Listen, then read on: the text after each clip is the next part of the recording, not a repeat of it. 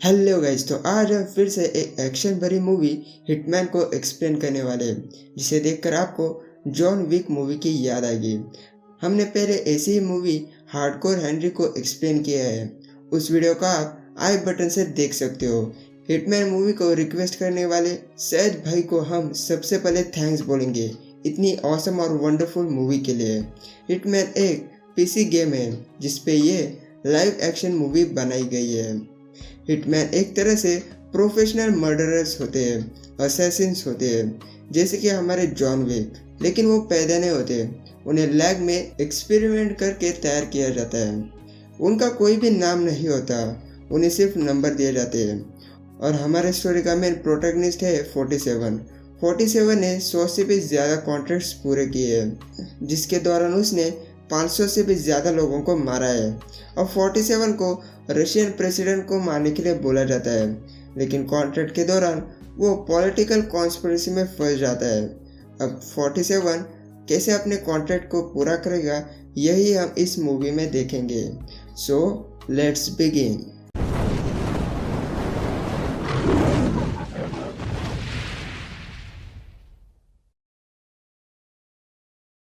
सबसे पहले हम हिटमैन की ओरिजिन को समझते हैं। हिटमैन को एक सीक्रेट ऑर्गेनाइजेशन तैयार करती है। मूवी में हमें कहीं पे भी उस ऑर्गेनाइजेशन का नाम नहीं बताया गया।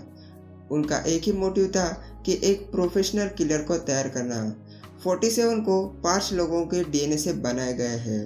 उनमें से 4 बहुत बड़े डॉन, माफिया और गैंगस्टर्स थे, और लास्ट उस डॉक्टर का डीएनए था जिसने 47 को बनाया है। हिटमैन को दुनिया के सभी वेपन्स के बारे में पता है। उनका सबसे बड़ा वेपन उनका दिमाग होता है। वो इतने चालाक होते हैं कि विक्टिम का मर्डर हुआ था या एक्सीडेंट, ये बात कोई भी नहीं बता सकता।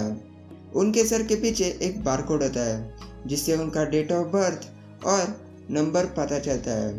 47 से रिलेटेड एक और फैक्ट है जिसे मैं नहीं बता सकता, क्योंकि उस फैक्ट की वजह से मूवी के सेकंड पार्ट की एंडिंग स्पॉइल हो जाएगी। अगर आपको वो फैक्ट पता है तो कमेंट सेक्शन में मत बताना। अब हम मूवी की स्टोरी को स्टार्ट करते हैं। मूवी स्टार्ट होती है बारिश से। उस बारिश में माइक नाम का एक इंटरपोल का ऑफिसर अपने घर आता है। अंधेरे में उसका पैर एक लाश से टकराता है। इतने में उसे 47 गन पॉइंट दिखाकर बैठने के लिए बोलता है, तो माइक बैठ जाता है। फिर 47 उसे एक सवाल पूछता है जिस पे उसका जीना और मरना तय था। वो पूछता है कि एक अच्छा आदमी कब डिसाइड करता है कि किसी को मारने का। फिर स्टोरी 3 मंथ पीछे चली जाती है। वहाँ पे कुछ क्रिमिनल्स एक विक्टिम को पकड़ के लाते हैं और उनके बॉस के सामने उसे बांध देते हैं। दरअसल उस विक्टिम ने उस गंजे के भाई का सामान चुराया होता है। सजा के तौर पर वो गंजा उसका हाथ काट देता है और उसे कुछ चुराए हुए सामान में से किसी डॉक्यूमेंट के बारे में पूछने लगता है, लेकिन वो विक्टिम ठीक से बात नहीं कर पा रहा था। उस गंजे को लगता है कि उसी के आदमी ने उसे कुछ किया होगा, लेकिन उसके आदमियों का कहना था कि कॉन्ट्रैक्टर ने जिस हालत में विक्टिम को दिया वैसे ही उसे यहाँ पे लाया गया। कॉन्ट्रैक्ट का नाम सुनकर वो शॉक हो जाता है। दरअसल 47 ने ही उस विक्टिम को क्रिमिनल्स के लिए पकड़ा होता है और उसके अंदर एक एक्सप्लोजन डालकर क्रिमिनल्स के हवाले कर दिया होता है। दूसरी तरफ क्रिमिनल्स की सारी बातें 47 सुन रहा था। तभी वो बटन दबाकर उस विक्टिम के साथ वहाँ के सभी लोगों को उड़ा देता है। अब इस घटना की वजह से वहाँ पे माइक आता है और वहाँ की पुलिस को समझाने की कोशिश करता है कि ये सब 47 ने किया है। दरअसल माइक 47 के पीछे 3 सालों से पड़ा है और अब तक उसे 47 का नाम भी नहीं पता, इसलिए वो उसे घोस्ट बुलाता है। लेकिन वहाँ की पुलिस माइकल पर यकीन नहीं करते, इसलिए माइकल उन्हें 47 के सभी कॉन्ट्रैक्ट की लोकेशन दिखाता है। ये सभी उतने ही कॉन्ट्रैक्ट्स होते हैं जितने माइकल को पता है। फिर हम 47 को एक होटल में देख पाते हैं। वहाँ पे एक लड़की उसे बात करने की कोशिश करती है, लेकिन वो उसमें इंटरेस्ट नहीं होता और वहाँ से अपने रूम की तरफ जाने लगता है। वो अपने रूम के बाहर कांच की छोटी छोटी बॉल्स डालता है और अंदर से डोर पर एक एक्सप्लोजन भी लगाता है। बाहर उसके बालकनी में एक रस्सी भी होती है। ये इसलिए होता है कि अगर किसी ने डोर को तोड़ने की कोशिश की तो ब्लास्ट हो जाए और 47 बालकनी से भाग जाए। फिर उसे डायना नाम की एक औरत कांटेक्ट करती है। वह उसे रशियन प्रेसिडेंट को पब्लिकली मारने का एक कॉन्ट्रैक्ट देती है। दूसरी तरफ हम बेलिकॉव को देख पाते हैं। उसके नज़दीक बहुत सारे लोग होते हैं। तभी 47 स्नाइपर से बेलिकॉव को हेडशॉट दे के मार डालता है और वहाँ से डायरेक्ट एयरपोर्ट चला जाता है। तभी डायना उसे फिर से कांटेक्ट करती है। अब उसका कहना था कि तुमने एक विटनेस को छोड़ा है, तुम्हें उसे भी मारना होगा।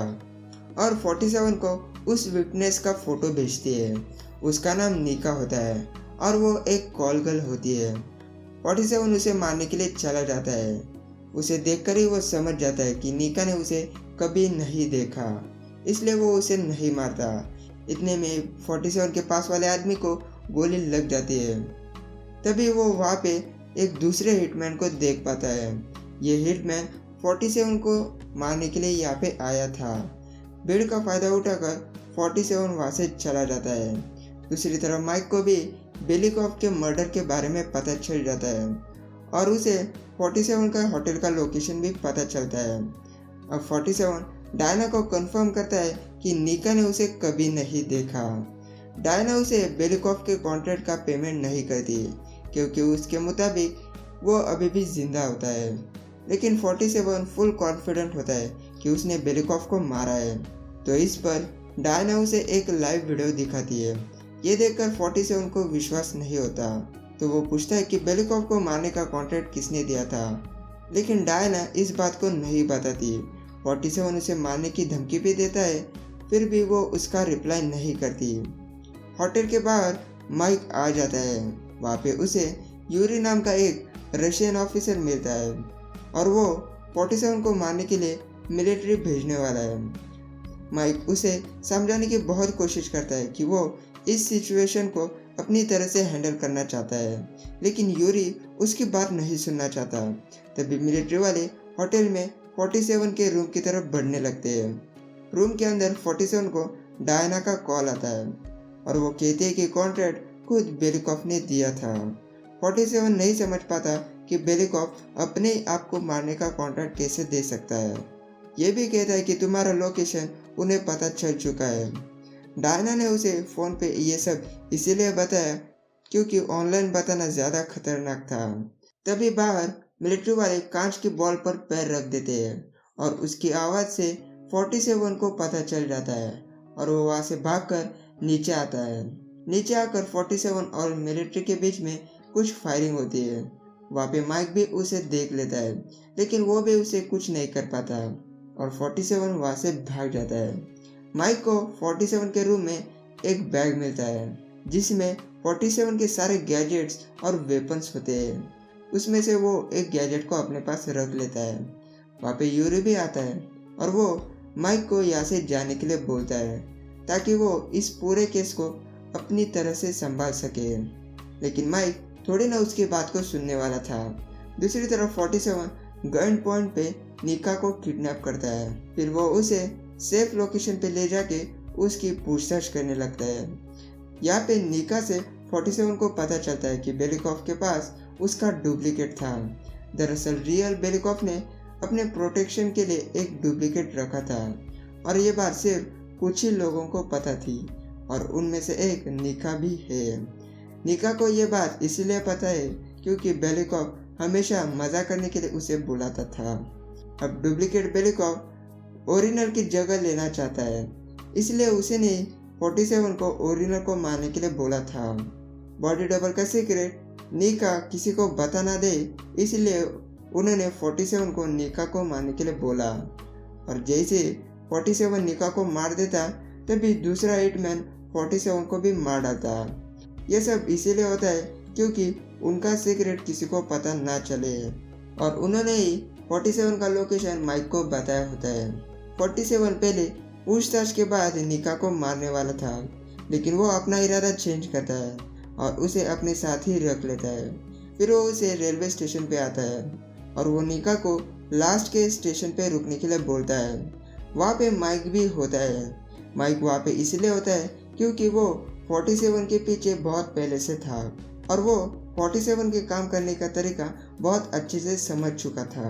वहाँ पे वो दूसरा हिटमैन भी होता है जिसने पहले 47 को मारने की कोशिश की थी। 47 उन दोनों को देख लेता है, इसलिए वो अपने कपड़े चेंज करता है, लेकिन फिर भी वो हिटमैन 47 को पहचान लेता है और उसके पीछे जाने लगता है। उस हिटमैन को जाता हुआ देखकर माइक उसके पीछे अपने आदमी को भेजता है। फिर एक जगह पे 47 और उस हिटमैन के बीच में फाइट होती है और वो उसे मार डालता है। इस हिटमैन को मारने के बाद 47 को मारने के लिए और 3 हिटमैन आते हैं। फिर उनके बीच में एक स्वॉर्ड फाइट होती है और वो तीनों को भी मार डालता है। मतलब यहाँ पे 47 ने 4 हिटमैन को मारा था। अब उन सभी को मरता हुआ निका देख लेती है और वो थोड़ा घबरा जाती है। तभी वहाँ पे माइक का आदमी आता है। 47 उसे अपने कब्जे में लेता है। तभी सामने से माइक आता है और वो अपने आदमी को बचाने के लिए खुद को 47 के हवाले करने के लिए तैयार था। ये देखकर 47 उसे शूट करता है, लेकिन वो मरता नहीं। 47 उसे मारने वाला था, लेकिन निका के कहने पर वो उसे छोड़ देता है। अब ये सब होने के बाद यूरी फिर से माइक को मिलने के लिए आता है और उसे लास्ट का यहाँ से जाने के लिए बोलता है, नहीं तो वो माइक के खिलाफ उसकी सरकार को झूठी कंप्लेंट करेगा। लेकिन अभी भी माइक वापस जाना नहीं चाहता।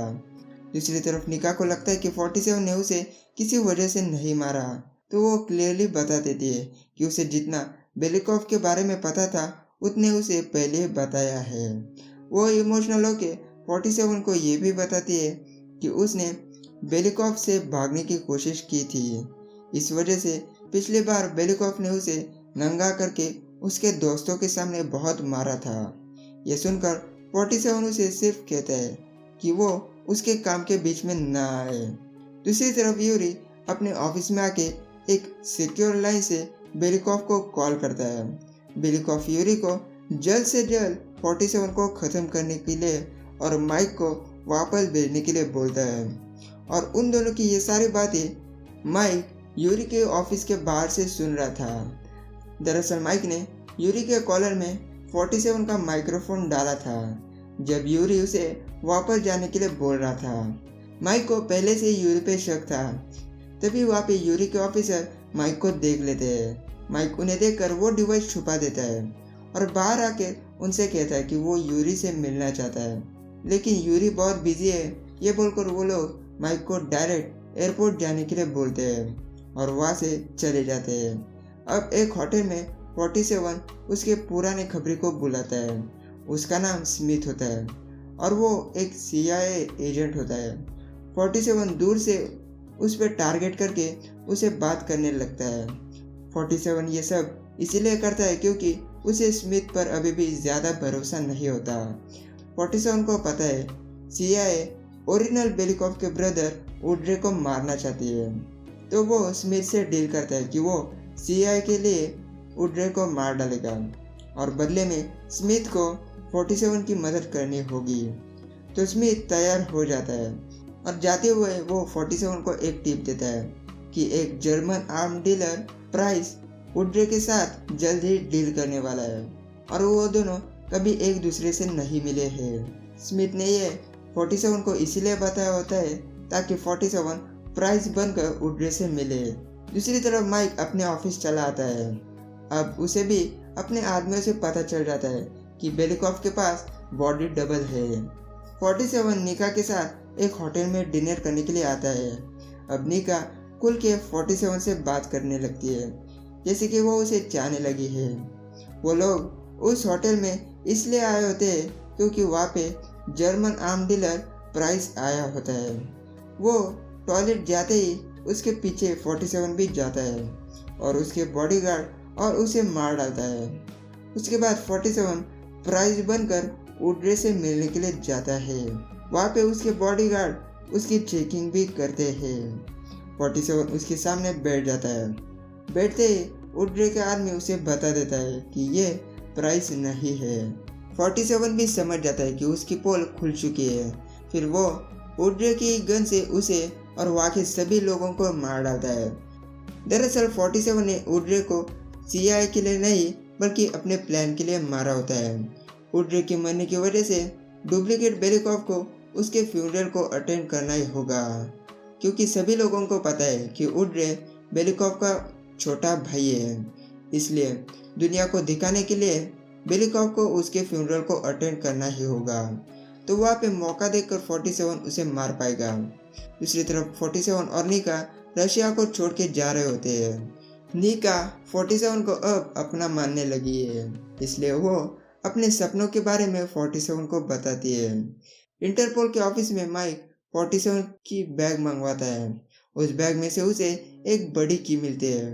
वो नहीं समझ पाता ये की किस चीज की है। अब बेलिकॉव को मारने के लिए 47 को निका को छोड़ना होगा, लेकिन निका नहीं चाहती कि 47 उसे छोड़ के चला जाए। 47 उसे वादा करता है कि वो फिर से उसे मिलेगा।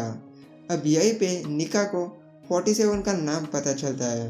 अब पूरे मूवी में सिर्फ निका को ही 47 का नाम पता है। नाम मतलब उसका सिर्फ नंबर। यूरी बेलिकॉव से मिलता है। वहाँ पे वो अभी भी बहुत गुस्से में होता है, क्योंकि अब तक यूरी 47 को नहीं मार पाया था।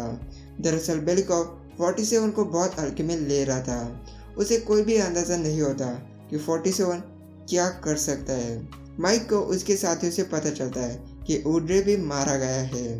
माइक नहीं समझ पाता कि 47 ने उड्रे के भाई को क्यों मारा। तभी वहाँ पे उसका बॉस आकर उसकी इन्वेस्टिगेशन को बंद करने के लिए बोलता है। दरअसल यूरी की झूठी रिपोर्ट की वजह से वो भी समझते हैं कि कोई भी हिटमैन नहीं है। तभी टीवी पे न्यूज़ आती है कि बेलिकॉव अपने भाई के फ्यूनरल को जाने वाला है। ये सुनकर माइक के दिमाग की बत्ती जलती है और वो समझ जाते हैं कि 47 बेलिकॉव को उसके फ्यूनरल पे मारने वाला है। FSB के ऑफिस में यूरी को 47 किडनैप कर लेता है। जब वो अपनी आंखें खोलता है तो 47 ने उसे एक ट्रैप में डाला होता है। अगर यूरी ने 47 की बात नहीं सुनी तो वो वहीं पे मारा जाएगा। दरअसल यूरी ने उड्रे के फ्यूनरल पर 47 को मारने के लिए एक हिटमैन को लगाया होता है। 47 चाहता है कि वक्त आने पर वो हिटमैन बेलिकॉव पर फायर करे। फ्यूनरल पुराने चर्च में होने वाला है। फिर वहाँ पे बेलिकॉव भी आ जाता है। वो वहाँ का प्रेसिडेंट होता है, इसलिए वहाँ पे बहुत ज़्यादा प्रोटेक्शन होती है। वहाँ पे माइक भी होता है। बेलिकॉव सभी के सामने स्पीच देने लगता है। हम वहाँ पे यूरी के हिटमैन को भी देख पाते हैं। टाइम होते ही यूरी बेलिकॉव को शूट करने के लिए ऑर्डर देता है। हिटमैन शूट तो करता है, लेकिन बेलिकॉव के सामने वाली बुलेट प्रूफ ग्लास की वजह से वो बच जाता है। फायरिंग की वजह से वहाँ पर अफरा तफरी मच जाती है। बेलिकॉव के बॉडीगार्ड उसे सेफ लोकेशन पे ले जाते हैं और उन्हीं बॉडीगार्ड में 47 भी होता है। वो मौका देखकर बेलिकॉव को छोड़कर सभी को मार डालता है। फिर वो बेलिकॉव को पकड़कर एक कमरे में ले जाता है। तभी वहाँ पे दूसरा हिटमैन भी आता है। 47 और उसके बीच में एक फाइट होती है और वो आसानी से उसे मार डालता है। बाहर माइक को पता चलता है कि ये बहुत पुराना चर्च है, इसलिए यहाँ पे आने जाने का सिर्फ एक ही डोर है और बाहर पूरी पुलिस फोर्स 47 को मारने के लिए आई है।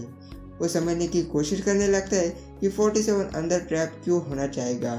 तभी चर्च पे लिखी लाइन को वो पढ़ता है और वैसी लाइन उस की पर भी होती है।